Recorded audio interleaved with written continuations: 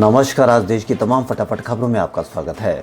4 राज्यों और केंद्र शासित पुडुचेरी में जारी चुनावी मतगणना में मिल रहे रुझानों के मुताबिक पश्चिमी बंगाल में सत्ताधारी तृणमूल कांग्रेस, असम में सत्तारूढ़ बीजेपी और तमिलनाडु में डीएमके बहुमत के आंकड़े के पार पहुंच चुकी है। केरल में सत्तारूढ़ एलडीएफ गठबंधन भी रुझानों में बहुमत हासिल कर चुका है। अब तक के रुझानों के अनुसार असम में भाजपा के नेतृत्व वाला राष्ट्रीय जनतांत्रिक गठबंधन आगे चल रहा है। यूटी पुडुचेरी में एनडीए रुझानों में आगे चल रहा है, जबकि कांग्रेस पिछड़ रही है। पश्चिम बंगाल के रुझानों में तृणमूल कांग्रेस को अपने निकटतम प्रतिद्वंदी भाजपा पर अच्छी खासी बढ़त मिल गई है।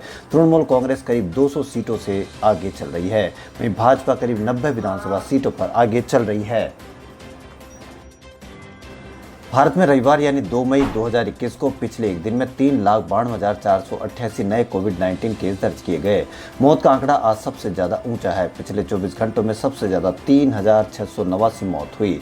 बता दें कि 3 लाख से ज्यादा केस आते हुए लगातार 11वां दिन है। मई महीने का दूसरा दिन है, लेकिन देश में अब तक 7,94,481 नए केस आ चुके हैं और मई में अब तक 7,212 मौतें हुई है। अप्रैल में 66,13,641 नए केस आए थे। अप्रैल में 45,862 की मौत हुई थी। 1 मई को देश में 4,01,993 नए मामले सामने आए थे, जो कि अब तक के एक दिन में दर्ज होने वाले सर्वाधिक नए मामले थे। बता दें कि देश में कोविड संकट के बीच पीएम मोदी एक समीक्षा बैठक कर रहे हैं, जिसमें ऑक्सीजन संकट, ह्यूमन रिसोर्स के पहलू पर चर्चा होने की जानकारी है। देश में स्वास्थ्य इंफ्रा और स्वास्थ्य कर्मियों पर भयंकर दबाव पड़ा है। ऐसे में उनको ज्यादा से ज्यादा मदद पहुंचाने पर जोर है। 5 राज्यों और यूटी में विधानसभा चुनाव के साथ साथ अलग अलग राज्यों की 2 लोकसभा सीटों और 14 विधानसभा सीटों पर हुए उपचुनाव के लिए भी वोटों की गिनती समय चल रही है। इसमें से कुछ सीटों के रुझान आए हैं। महाराष्ट्र के सोलापुर जिले में पंढरपुर मंगलवेढा विधानसभा सीट पर हुए उपचुनाव के लिए मतगणना में शुरुआती रुझान में राष्ट्रवादी कांग्रेस पार्टी का प्रत्याशी विपक्षी दल भारतीय जनता पार्टी से आगे है। इसी तरह मध्य प्रदेश की दमोह विधानसभा सीट से 2 राउंड के बाद कांग्रेस प्रत्याशी अजय टंडन अपने प्रतिद्वंदी राहुल लोधी पर बढ़त बनाए हुए हैं। राजस्थान में विधानसभा की 3 सीटों पर उपचुनाव की वोटिंग के अब तक रुझानों में 2 सीटों पर कांग्रेस और 1 सीट पर बीजेपी बढ़त बनाए हुए है। पश्चिम बंगाल विधानसभा चुनाव के हॉट स्पॉट नंदीग्राम पर चुनाव की मतगणना के शुरुआती रुझानों में दिलचस्प तस्वीर देखने को मिली। यहाँ के उम्मीदवार मुख्यमंत्री ममता बनर्जी अपने प्रतिद्वंदी भारतीय जनता पार्टी के शुभेंदु अधिकारी से पीछे चल रहे हैं। शुरुआती रुझानों में पोस्टल बैलेट के साथ साथ धीरे धीरे ईवीएम के मतों की गणना भी शुरू हो गई है। चुनाव आयोग की आंकड़ों के अनुसार सुबह 10 बजे के लगभग ममता बनर्जी अधिकारी से पीछे चल रही थी। वोट शेयर अधिकारी का 51%, लेकिन धीरे धीरे ममता का 44% दिख रहा था। शुभेंदु अधिकारी की शुरुआती रुझानों में 13,000 कुछ वोट मिले थे। वहीं उस दौरान ममता बनर्जी के हिस्से में 10,000 वोट आए थे। केरल में 6 अप्रैल को हुए विधानसभा चुनाव में सत्तारूढ़ गठबंधन एलडीएफ बड़ी जीत की ओर है। 4 दशकों में पहली बार है केरल में कोई सत्तारूढ़ पार्टी दोबारा सत्ता में वापसी कर रही हो। केरल चुनाव नतीजों के शुरुआती रुझानों में 89 सीटों पर लेफ्ट दलों का गठबंधन एलडीएफ आगे है, यानी वो बहुमत का आंकड़ा 71 पार कर गया है। कांग्रेस का गठबंधन यूडीएफ 46 सीटों पर आगे दिख रहा है।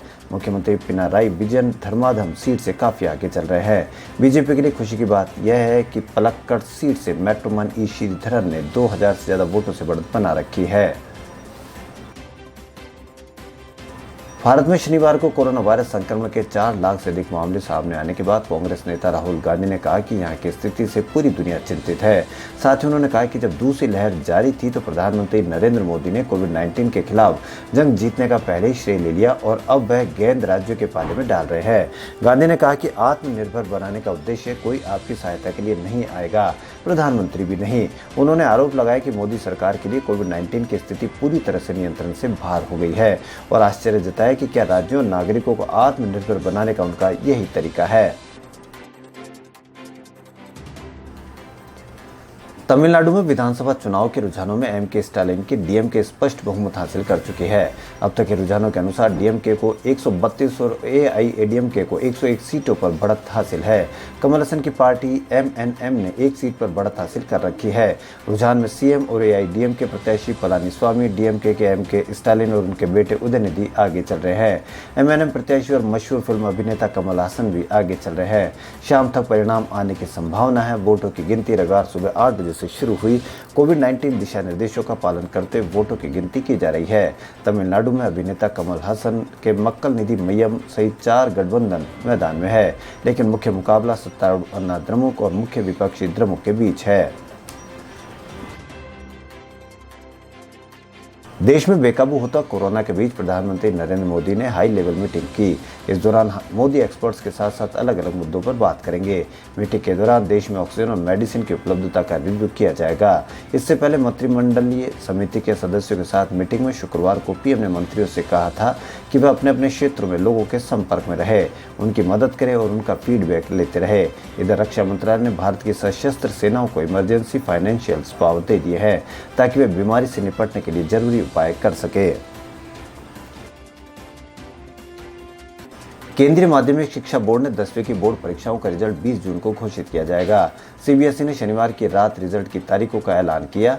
कोरोना के चलते सीबीएसई ने 14 अप्रैल को इस साल होने वाली 10वीं की परीक्षाएं रद्द कर दी थी। अब बोर्ड ने छात्रों के लिए नई अंक निर्धारण नीति घोषित की है। इसके आधार पर रिजल्ट जारी किया जाएगा। सीबीएसई के नोटिफिकेशन के मुताबिक नतीजे तैयार करने के लिए हर स्कूल को एक 8 सदस्यीय रिजल्ट कमेटी बनानी होगी। इसमें स्कूल के प्रिंसिपल के अलावा मैथ, सोशल साइंस और 2 लैंग्वेज टीचर होंगे। कमेटी में 2 टीचर पड़ोस के स्कूल से भी रखने होंगे। कोविड की दूसरी लहर ने मेगा बजट फिल्मों की शूटिंग पर भी ब्रेक लगा दिया है। मजबूरन मेकर्स को शूटिंग करने के लिए नए तरीके निकालने पड़ रहे हैं, लेकिन कुछ फिल्मों के लिए कोई तरीका काम नहीं आ रहा। मिसाल के तौर पर रणवीर सिंह और Jacqueline Fernandez starrer film circus को ही ले लीजिए। वैसे तो फिल्म तकरीबन पूरी शूट हो चुकी है, पर इसकी सिर्फ 1 दिन की शूटिंग बीते 18 दिनों से अटकी पड़ी है। फिल्म से जुड़े सूत्रों ने बताया कि पूरी टीम 12 अप्रैल को शूटिंग के लिए ऊटी जाने वाली थी। यहाँ डबल रोल में रणवीर सिंह के जैकलीन और पूजा हेगड़े के साथ रोमांटिक सीन फिल्माए जाने थे। इन सभी सीन के बैकग्राउंड में 50 से ज़्यादा जूनियर आर्टिस्टों को रखा जाना था। पूरी यूनिट को संभालने के लिए 100 से ज़्यादा क्रू मेंबर्स की टीम भी जाती। खबरों में फिलहाल इतना ही। यदि आपको हमारा चैनल पसंद आए तो लाइक, सब्सक्राइब और शेयर अवश्य करें। धन्यवाद।